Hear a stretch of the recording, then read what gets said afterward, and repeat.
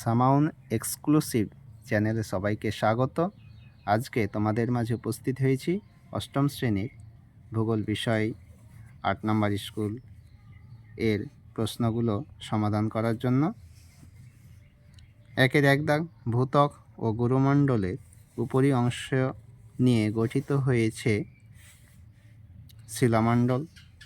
কেন্দ্রমণ্ডলের গভীরতা প্রায় ৩৫০০ কিলোমিটার। ভূত্বকে সবচেয়ে বেশি পরিমাণ আছে অক্সিজেন।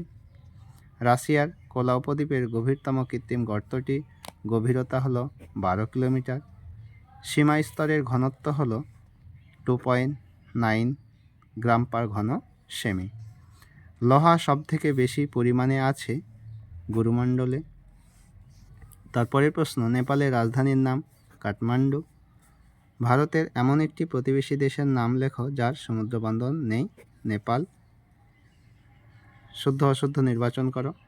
মায়ানমারের প্রধান নদীর নাম মহাবলীগঙ্গা। ভুল। বাংলাদেশের প্রধান শিল্প পাট শিল্প। ঠিক। বাংলাদেশ কি কি পণ্য ভারতে রপ্তানি করে? এই যে এখানে আছে বাংলাদেশ রপ্তানি করে, এইটুকু হবে, এখান থেকে উত্তরটি দেখে নাও। তারপরের প্রশ্ন, সার্ক কি? এখানে আছে সার্কের উত্তরটা, এখান থেকে ভিডিওটি স্কিপ করে বা স্ক্রিনশট করে দেখে নাও। এরপরের প্রশ্ন, নেপালের পর্যটন শিল্প সম্পর্কে আলোচনা করো। এখানে নেপালের পর্যটন শিল্প সম্পর্কে লেখা আছে, এটুকু লিখলেই হয়ে যাবে।